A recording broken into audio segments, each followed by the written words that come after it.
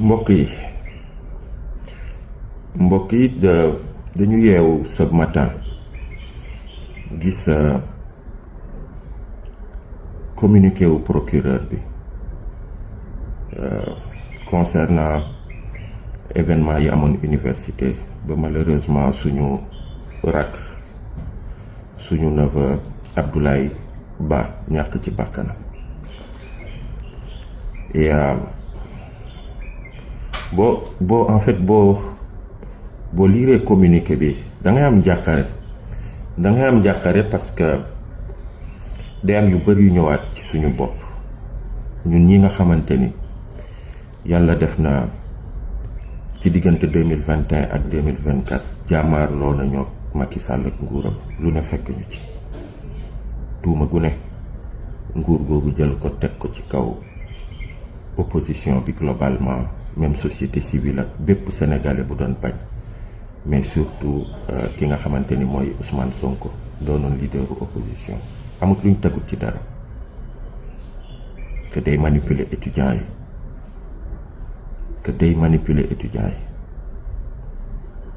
amut lu étudiants yi dajut sous Macky Sall à cette époque-là. Et man le simple fait même de dire, et c'est pourquoi je ne le pardonne pas au régime du président Bassirou Diomaye Faye et de Ousmane Sonko mooy j'estime que penser que une certaine jeunesse mënul agir par d'elle-même mu am yu mu gëm mu am yu mu bañ taxaw xeex ci mënu ko tant que amut ay politiciens wala ay mains cachées yu nekk derrière di ko manipuler jàpp ni une jeunesse est réduite à être manipulée, qu'elle ne peut pas penser d'elle-même, agir d'elle-même, di bañ d'elle-même et di engager ay lutte d'elle-même. Pour moi, il n'y a pas pire insulte que l'on puisse faire à sa jeunesse et à une jeunesse. Sous Macky Sall, les étudiants ont été victimes de ça. Opposition moo leen manipulé, opposition moo leen jox xaalis. Et encore que on sait qu'à l'époque, pour des principes comme ñun niñ ci taxawee, étudiants yi aussi amoon nañ taxawaay saay suñu gisee ni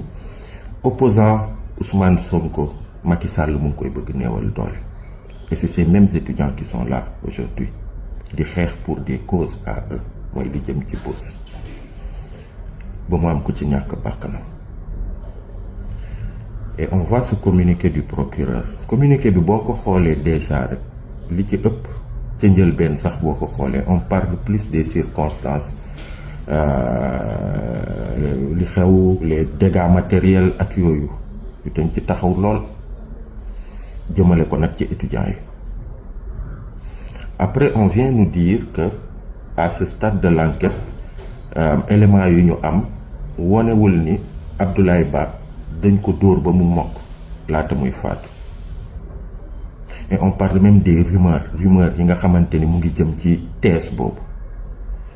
Moi d'abord mon problème c'est que gis nañu benn autopsie boo xamante ni ñaari médecins je pense agréé ñoo ko contresigné dont le docteur Mamadou Aliou Diallo je pense hôpital général bu Grand Yoff mu ngi circuler ci réseau yi depuis démb ñëpp a ngi koy gis c'est des documents en fait attestés par des médecins agréés au Sénégal et on nous parle de rumeurs à moins qu'en fait ces documents qui circulent depuis hier ñu bana doon ay documents yu authentique mais bu dee yooyu duñu ay documents yu authentique mais xanaa procureur war na mën a diligenter une autopsie qu'on puisse nous dire depuis boobu ça fait 3-4 jours ou bien qu'on démente qu'on nous dise que autopsie bi nga xamante ni mu ngi circuler méngoowut ak dëgg mais non rien de tout ça et ça nous ramène encore à ndeysaan Idrissa Goudiaby bi daan woon ca Ziguinchor un jeune dont je connais les parents nii la demee woon il a fallu que ay parents ñu xeex pendant plus de 40 jours pour que dëgg mu jib ci autopsie bi nga xamante ni dafa confirmer ni dañ ko rey par balle.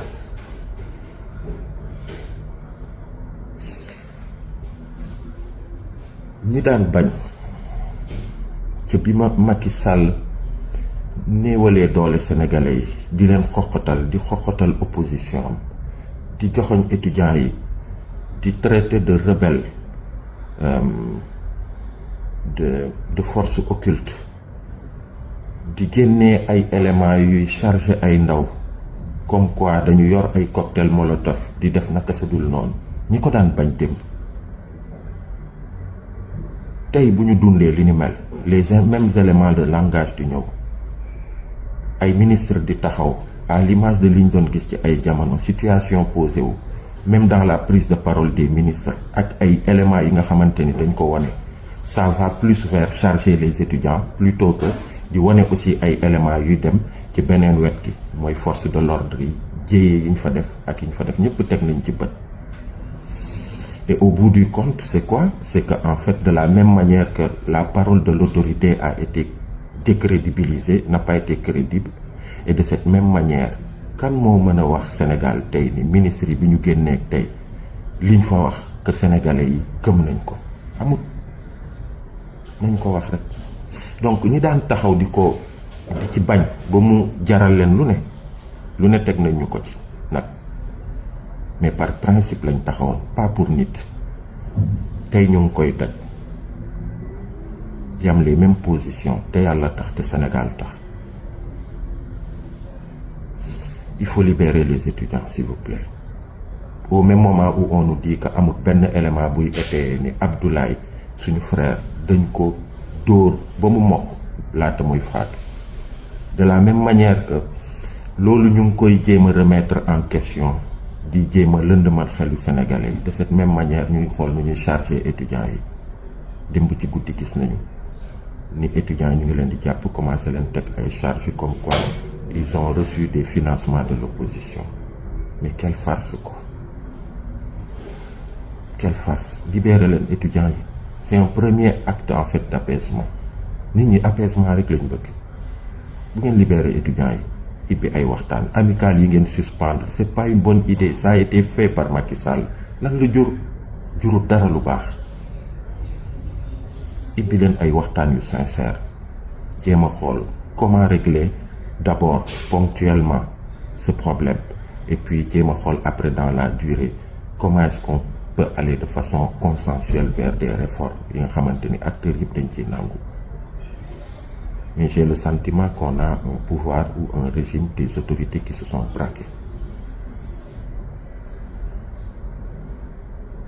Ba tey dégguñu le président de la République, père de la nation ci mbir mi,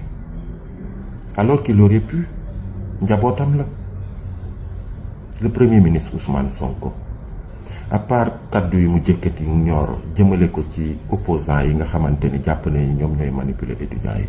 ban discours. Et pourtant il est écouté par ces jeunes. Si le gouvernement, si le régime veut que ça s'arrête et que apaisement mu ñëwaat dal mu ñëwaat université, xam na fi muy jaar pour mu am. Mais non, j'ai pas le sentiment que les gens ils veulent le retour au calme. Et c'est ce qui est dommage, bien dommage. Jërë ngeen jëf.